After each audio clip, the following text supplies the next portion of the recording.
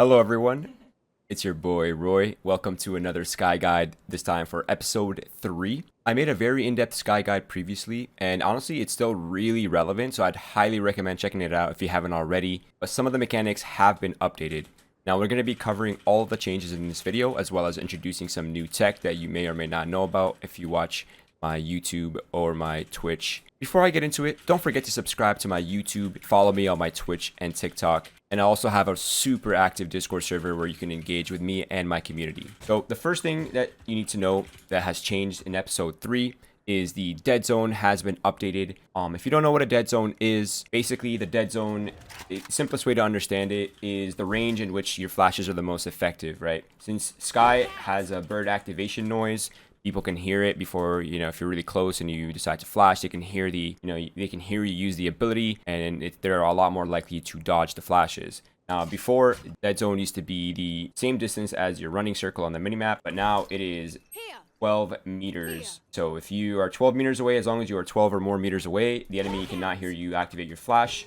And if you're behind objects or like big walls, it can be as low as 9 meters. Person's right here and you're right here. They might not hear you use the flash at all, which is a massive buff to Skye. The second thing you will notice is obviously the flash activation animation has been completely taken out, which means that you can now shoot as well as activate the flash at the same time without really interrupting your gameplay. That was honestly one of my biggest complaints, and it really did hold Skye back from her full potential. And now that that animation has been kind of removed, we are now on a steroid buff, and I can't wait to show you guys some of this tech.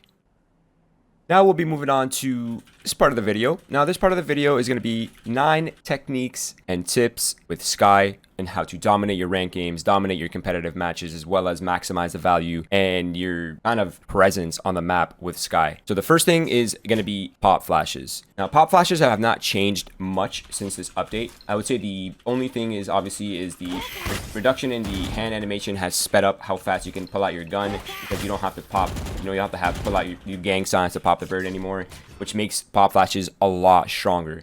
If you want to learn how to maximize value with pop flashes, watch my last Skye video, okay guys? I'm just going to be kind of briefly going over the changes, and to make this video not 45 minutes, I'm just going to kind of keep it simple and keep moving through. Number 2, support flashes. So support flashes, they used to be a little bit different before because you had to stand so far away to throw flashes for your teammates without, the enemy team hearing where you are. All right, let's.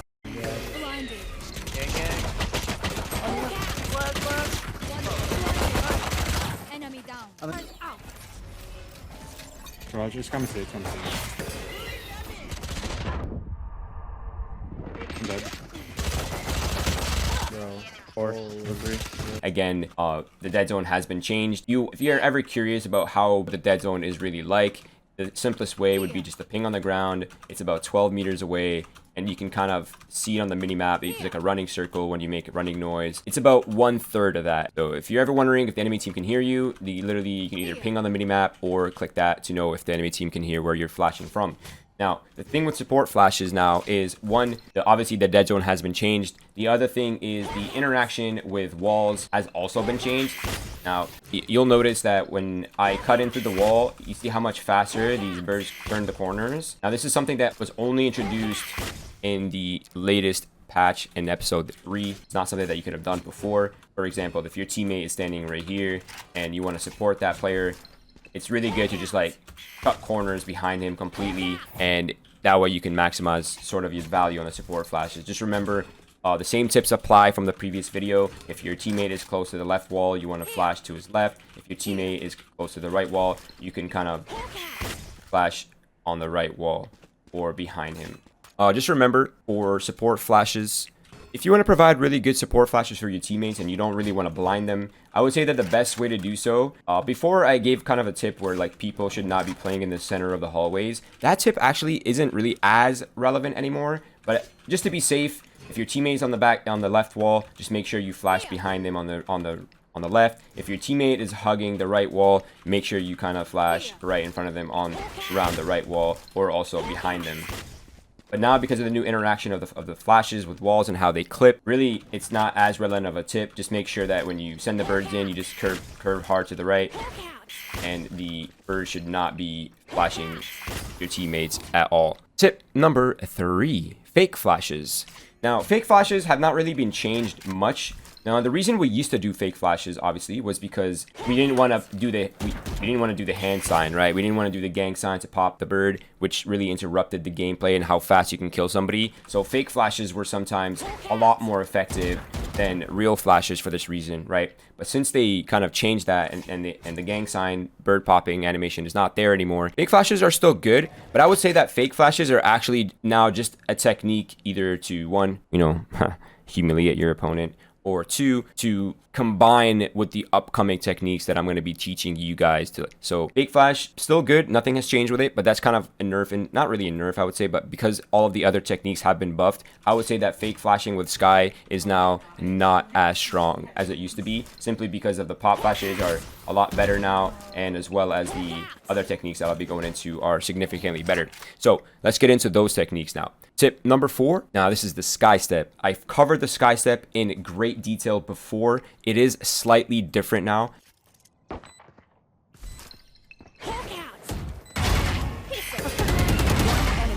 So Skye stepping basically is a fake flash leading into a real flash. Now imagine there are, people coming up, you hear noises, right? So you throw the bird behind you, you peek, you take the shot, and then you pop the bird and you kind of go for the repeat, go for the kill. Now, the one thing with the Skye step now is you can sort of assess the situation. You don't always need to go back for cover. Sometimes you could just stay in the open as long as, you're not really hurt, or you think you can, maybe there's only like 2 people here. Obviously, if there's like 4 or 5 people and some of them are not looking away, you might want to take cover so you don't die. But Skye stepping is a lot stronger, guys. It is on steroids in this patch. Okay, Skye stepping is a really important technique to learn with Skye. If you don't know how to Skye step effectively, do check out my last video. I do go over it in depth, but essentially Skye stepping is very simple. You just throw your flash, you peek, you go for a shot or 2, and then you pop the flash right before it's about to end, because the enemy team will be looking back towards you and they will get full flashed, and it will let you kind of get double the value out of a single flash. So it's basically a fake flash into an actual gunfight, pop the bird, and take the fight again. You can do it in multiple ways, and this is so I'll show you one way. This is one method right here. This is the shoot, tuck, flash, repeat. So flash, right, you peek, tuck, you repeat. Second one is you just kind of throw it, you run and gun, pop it, and then you just kind of just keep fighting. This is really good with weapons like Spectre, especially in like close range engagements, right? Where it's like you would throw that, you just run, pop the bird while you're still running, and you can kind of like mow people down. It's really strong. It's a bit cheesy sometimes to do it this way, but honestly, it is so strong. And those are kind of the general tips for the Skye steps. Obviously, there are many different instances in which this will work.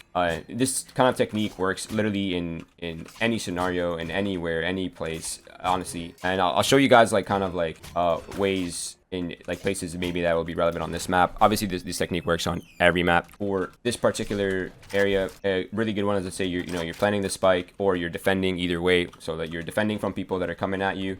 Right, so being able to throw the flash, take a fight right here, then pop the flash and fight right here, kind of a Skye step in its own way, right? Like you throw the flash, you fight, zone people, and then when they're running you down, you kind of just fight them. Another really good spot to do it is like, let's say you're really pressured on the bomb site, and you know that if you hold here, you're probably just gonna die anyway. So like a really good way to just take the fight to them is just like pop it behind you, take the fight, pop the bird, and just kind of like fight in the open.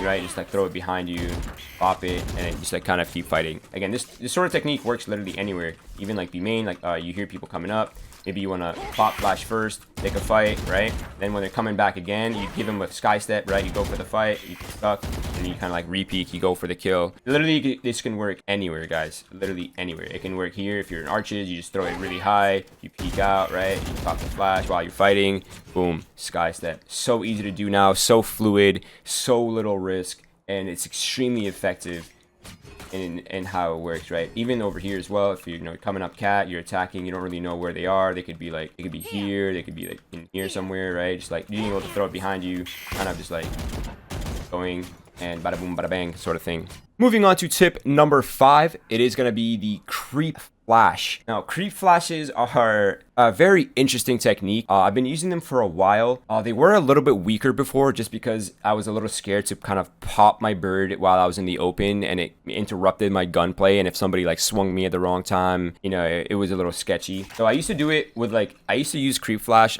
as sort of as fake flash, right? I would fake flash, and then I would walk up and never pop it, and I would get into like really strong positions that people are not expecting. But now that, you know, there's no popping animation, creep flashing is so strong, guys, and I would highly advise you learn how and when to use these kinds of techniques. The best way to understand when creep flashes are useful is, let's say, you know, the enemy team they're playing over here, they've crossed over in A main and on this wall, and now it's super awkward to kill these guys, right? Because even if you actually flash them, they're just gonna tuck away, right? Like they're just gonna tuck. If you know somebody's like in this in cave over here in A main cave, you want to kind of try to get this kill. Even if you pop flash, you're not gonna be able to run him down, right? It's gonna be really hard to get this kill over here. So creep flashing is good because it forces the enemy team to be defensive for the entire duration of your flash, unless they decide to shoot it. Use the flash, right? You zone them. As soon as people see that bird, they're gonna take cover, right? Like they're not gonna stay in the open, especially if you've run the other techniques on them already. As soon as they see that, they're just gonna like kind of like wait for the bird to fade, and then they're gonna go back, right, on the angles. So creep flashes are just that. You use them to creep on players while they're there.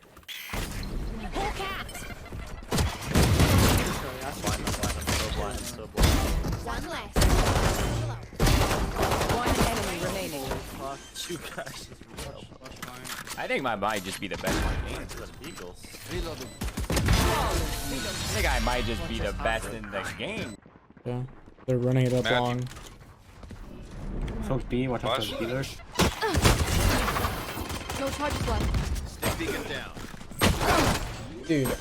Oh my god, that character.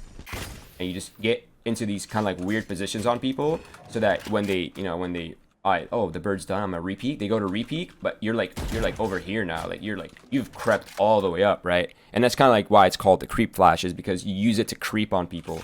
And it's so strong because the bird just has so much pressure on people that you can virtually just use it kind of like anywhere. But mainly it's super strong in halls, in like sort of like hallways and stuff like that, right? Very situational on Ascent, I would say. They're a lot better on maps like mid on Split. Actually, I'll just go over like a lot of the examples of where creep flashing is really strong.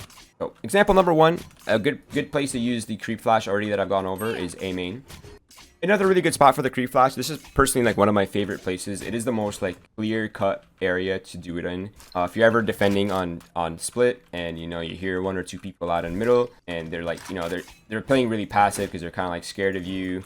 And they're sort of just like playing back here, right? A really good way to use the creep flash is just like throw the flash and you just walk out on them. And you just get into like these really like crazy off angles. And the off angle is right here, right? So when they see the bird, they're gonna like tuck away. They're gonna wait, and then they're gonna go back for that angle, but you're already over here. So like your gun model, sort of the gun model of the enemy players, if they're using right hand model, it kind of blocks your position when they go to reswing. But obviously that's not really the main reason. But you're at such an off angle that their crosshairs aren't there, and because you are at such a deep angle, you're gonna get a very, very easy shot on the other player. This is another really good place to use creep flashes. Another place I like to do the creep flashes on is in B main as well. Let's say, sometimes there are people that are like over here, they love holding back here in B main, and maybe you're just tired of this person being here. So a really good way to do it is just like, walking all the way up here and just like pop this, right? And you just use it. So I'll show you exactly how I would do it in real time, right? I would throw the flash and I would check if he's here, and if he's not here, I would use it to like cross into another area and get a much stronger off angle. Now, when that bird ends, you're gonna be like, oh, I don't see anyone, right? And they're gonna walk into B main, and then you're right here now. That's another really cool spot to do the creep flash on. Again, creep flashes are really good because they zone people, right? Another good spot is, say you're attacking. So you're attacking on Skye, you finally kind of gone through their defenses here, this is smoked out. Now you want to like gain space in mail, right? But being able to like do this and just like getting out here, and then when people sort of like come through or re-peek on the stairs, you're at an angle that is like they're not expecting at all, right? So if you're coming up here, let's say you're in a real situation, you're coming up, Wiggling right here. I don't see anyone. I don't see anything. Okay, cool, cool, cool. Oh, I hear this guy on my left. You just do one of these. You kind of just use it to creep out, and then you just sort of get and just sit right here, and you just try to get that pick for free, because they're gonna be afraid of that, right? They're gonna tuck. They don't want to get flashed, and when they go to re-peek, you're right here now. You have the jump on them again, right? Kind of just like, oh. They're at you're at an angle that's a lot more favorable because of how close they are to the wall and how far you are from the wall, which means that right now that person can see you, but I can't see them, right? If you're the one that's creeping on me, when I'm here, like, I can't really see you, right? So if I'm like trying to like walk back onto the angle, like, you're already seeing me right here. Like, you can already see like a quarter of my body. So the angle is so strong. So creep flashes are basically just zone people out of certain positions so that you can get into a stronger position yourself. Another really good place I like doing the creep flashes, let's say I'm attacking on split again, and we're coming up vents. We want to split A. We know my teammates are already top ramp, but we don't really have heaven control, right? We don't have the control of this side of the heaven, right? So just like doing one of these flashes and just like using them to just like, get into like these weird angles over here, just like using it to like cross out, right? Or just using it to just like zone them, and then once when you can kind of like get into a significantly stronger position. Another one that I like doing as well is if sometimes people they like to hold, they're very passive on how they hold A. They're all the way back here sometimes, or all the way over here sometimes, or like, they sometimes will play like all the way back here. Just being able to use these creep flashes on them, just like do that, right? And just like using this to like, because it keeps going, it like forces them into like even more passive angle, because they see the flash and they like trying to avoid it more, and then when they come out, you're like out. You're already out here somewhere, or you're already in the sewers, or you've kind of like zoned them. There's obviously a lot more examples. I can't possibly go over all of them, but these are some of the most common ones that I use, and probably the easiest ones for you guys to execute as well. So just remember, creep flashes are really good for zoning players and getting stronger positional advantages, and being in a much better position or an unexpected position to maximize or find a kill. Tip number 6. Now, this is something that I covered before, but this technique is now very different than it was before, but it is so much stronger than it's ever been. And this is tip number 6, the fake flash. This is kind of a very mind gamey technique. I will say that honestly, if you're not used to the Skye step, or you're not used to the fake flashing, and you're still working on your mechanics, this one might be a little bit too much for a lot of people. But if you want to evolve your gameplay, if you want to evolve the mind game aspect of Skye, and you want to get a lot better at doing these kinds of techniques, this is one of the techniques that I've been loving doing lately, and it's been working very well in like scrims against pro teams, as well as competitive matches in or tournaments as well. So basically the fake flash is, let's say you hear people running up on you, and you've already like trying to shown yourself, or you've popped flash and you've already like tried getting a kill quickly. Basically the fake flash is you throw the flash, right? So you throw the flash in a place that could either get stuck, or it's like kind of like in their faces, right? Like here it might be like right here. Generally, you don't want to do a fake flash when you're like in a one and done. You want to always have like an exit just in case. But basically the fake flash is you throw the flash, you make noise like you're running up, you force people to look back into it by either faking footsteps or shooting your gun. So essentially, it's if you've already done the Skye step on an enemy team or players, this technique will probably work a lot better, just because they're now like scared of the Skye step, and they're sort of like expecting you to re-peek, or expecting you to give yourself up. So the fake flash is in some way is sort of a variation of the Skye step in some weird way, but not really. So you're throwing the flash, you're kind of making gunshot noises, and then you're popping the flash, and then you're swinging afterwards. It's really weird. It's very strong, and honestly, I've been loving this technique a lot lately. Like throwing the flash, making noise, popping my gunshots, and just like popping the flash and just like trying to kill people.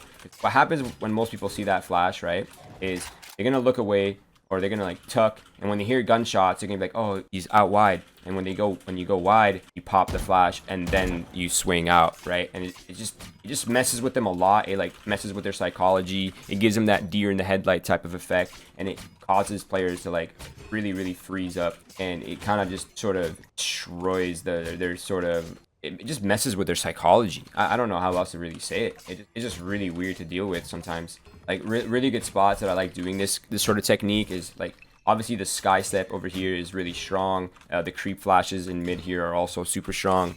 Pretty much, I mean, like pop flashing is also really strong. Like literally any of the techniques with Skye are super strong here. But the fake flash is just like another thing, another technique for you to kind of play off of, right? Where it's like throw this, or like you curve it in on the wall right here, and it's like, you know, you make your gunshot noises.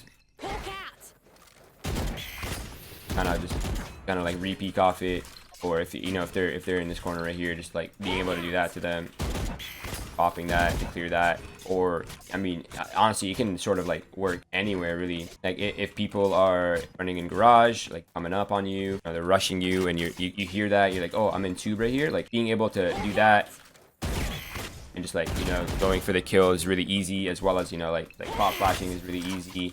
You know, you can go for the Skye step, try to get one, duck, re-peek. All of that sort of techniques are super strong. Another really cool place I like doing the fake flash, obviously, is when, you know, people are running up, they know I'm here, and you just kind of do that, and you just sort of kind of like mess with their psychology. It's not as strong for long lanes. Typically, fake flashing is really good when they feel pressure, right? Now, you can do the fake flash with either gunshots or footsteps, or honestly, it could be like in really like sort of like any real way, where it's like quite like that, but like do one of these, pop that, or you do one of these. Kind of re-peek off that. They don't really expect it, right? Think it's a fake flash, or they think it's like, oh, he's trying to do some shit, and then it's like, oh, they hear gunshots, so they panic and they look at you, and then they just get insta blind. But try it out. It's a cool technique. It's really fun to do. It's really rewarding when you pull it out right in the right places. Now, tip/technique number 7. This one is a brand new technique, did not exist before, only possible because of the changes to Skye. And ooh, do I like this one.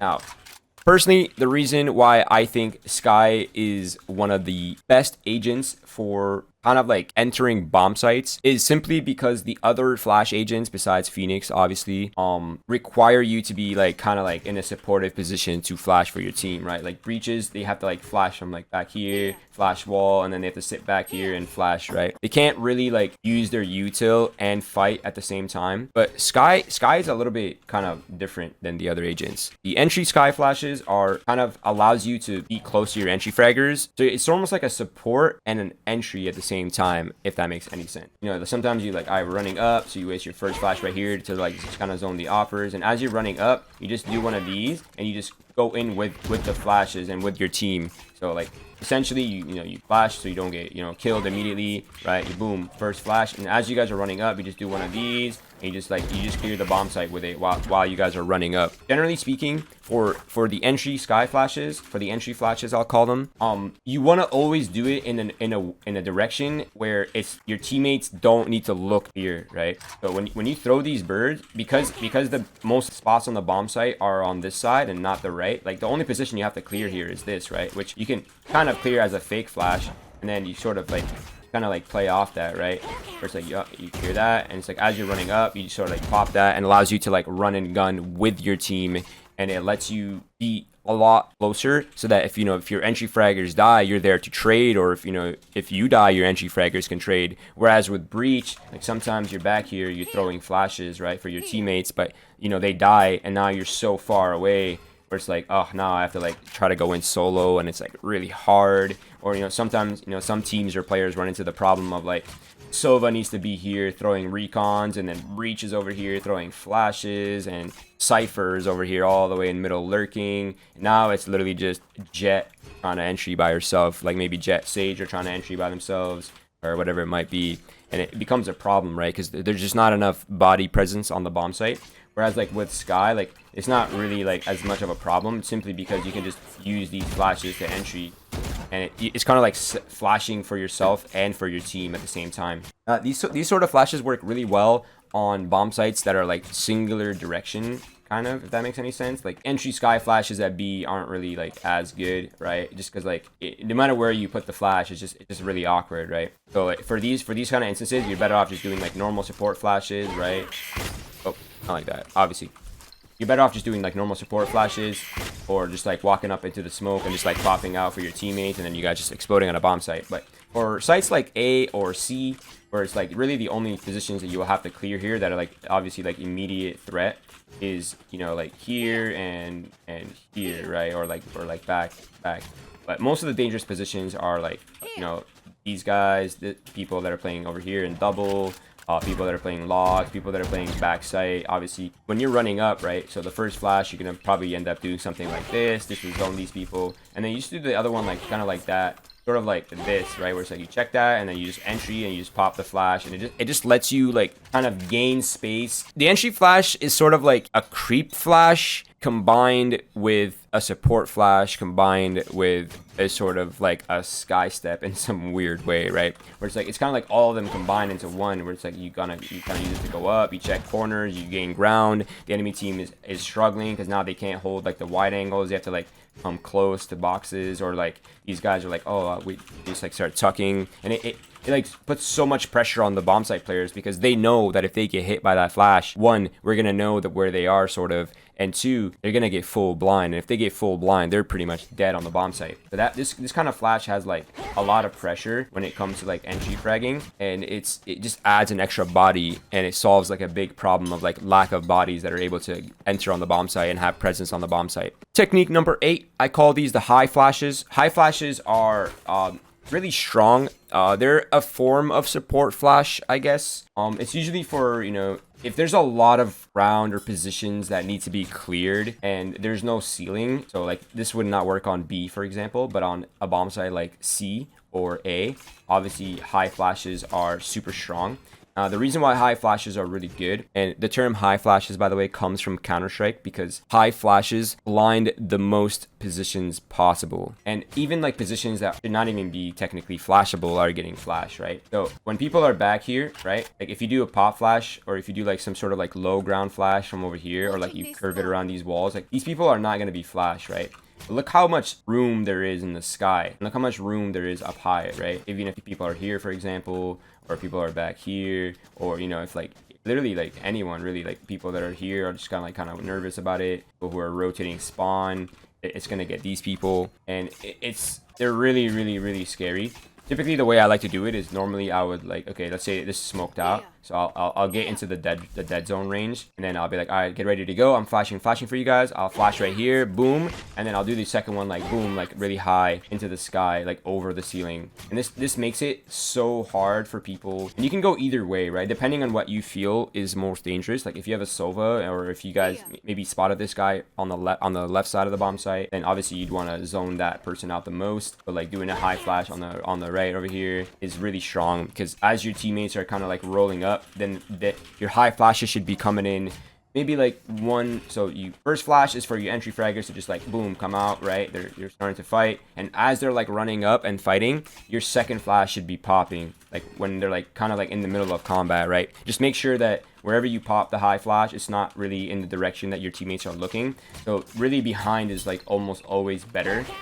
And you can honestly just like most of the time just like do it upwards, even like just toss it really high up and just like pop it really high in the sky. Again, this flash is not good for the close positions. Like it's not good for these guys, right? Or even like these people, unless you go high to the right, because your teammates have already cleared these positions off your first flash. It's really good for the people that are now trying to fight your players that are running up, and really good way to break crossfires on bomb sites. And another really good way to utilize the high flashes as well is, let's say you guys are, you know, splitting up garage. So, you know, you already used your first flash right here. Boom. Now we're in garage. We're running up, right? Your teammates are like, we're going up. Can you flash? Yeah. High flashing. You just go up. You just literally just go up and just send it upwards. Just literally all the way up. And it makes it really awkward for, like, because now people are like, oh, this is weird. I want to tuck. Like, I don't want to get flashed by that, right? Or like these guys are like, oh, they think they can dodge it, so they go back here, but then it goes even higher than their boxes and they get flashed. Or like the people who are here who are like, oh my god, the flash is like really high, and they have to like tuck. It allows your team to get out of the choke points without. The choke points are always the most dangerous thing when you're attacking. Like, you don't want to get stopped at the choke point, right? You want to be able to break the choke point. As soon as your teammates are flooded out into the open, now there's so many bodies and so many like targets to shoot It's just like it's very difficult for the for the defenders to like fight back against it. And when you incorporate the high flashes, not only does it do that, but it's a lot of pressure. It's like, oh, they have to look away, but they also have to shoot people. It's just very, very disruptive. And now with the new changes, you can just like do it fast and just kind of go out with it as well. So you can kind of include it with the entry flashes that we talked about in tip number 7. So you can combine that sort of concept. You can sort of merge these two concepts together to sort of create, a sort of a god flash in some ways. And this works again, like pretty much like anywhere really. Like it works over here. You can easily do it, right? Like flashing. Let's say you want to flash out, boom. Now everyone's running up, and you just like send it high. And it's like, it's just so awkward to deal with because like these guys are getting blind. Even like the rotators might even get flash, right? Like it can go that high. But you don't want to go like too high where it's like, these guys aren't even getting blind at all, right? Because like even if you throw that flash like when it's too high, it's not going to blind them. So you want to go high, but you don't want to go high. So it's like you want to throw it and then like kind of pop it, right? And again, this is for like people who are playing behind boxes. Like these guys might be like, maybe they dodge the first flash, but they go into like, now they're trying to like, but they see the flash, awkward now. It's like now they have to tuck to try to hide from it. And it forces them into like very defensive positions where it's like, it's just a lot easier to kill them without them getting multi-kills, right? Typically, defenders get multi-kills when they can angle you out. So it's like they kill one guy, now they kill a second guy, now they kill another guy, and now they're just like, now they have like room to play with, right? But when you force the defending players into like the tight positions from the get-go and you gain space on them, they don't have as much wiggle room anymore. They don't have like as much to like angle you out, right? It's like now that if you're here, they can't really have this like free space to just like work you. And these high flashes are super strong in these kind of scenarios. And again, this is a beautiful, beautiful flash to do on maps like Ascent, Icebox B site, right? Even the Icebox A site, even though there is a ceiling, it's still a really good way to do it. There's so many areas that the high flashes are strong, and even like the entry Skye flashes are strong. And if you learn how to like combine both of them together, they're just absolutely insane tech to use. Moving on to the final tip of the video, the bird economy management. Now, obviously, Skye only has 2 flashes now that are on 40-second cooldown. They regenerate, of course. So how you use your flashes is really important. And I feel like ever since episode 3, I've been a lot more kind of conscious and aware of how I use my flashes. Just because I don't feel like I have any room for error sometimes. If people are rushing me, I don't want to like waste a flash, right? I want to make sure like I'm utilizing my flashes perfectly. So normally what I would do is I am not really using the flashes for early info anymore. Simply because if I do throw a flash for early info, right? Like I want info if they're coming lobby, boom, this pops. Oh, I know they're there. But it's like I could have known they're there if I was just holding this angle, right? If I was just jiggling right here, I'd kind of like know they're there, right? So normally I won't really use it for early info as much. Now when I will use it for info is if I'm here and I'm just like spotting and I don't see anything and like my teammates are like, yo, there's a lot out mid, and I'm like, okay, now I kind of need the info, right? So it's like I might walk up and I might just sort of like flash, boom, nothing here. Okay, yeah, A is fully clear, guys, right? Or if, like another example how I would manage my economy, if I'm been holding A and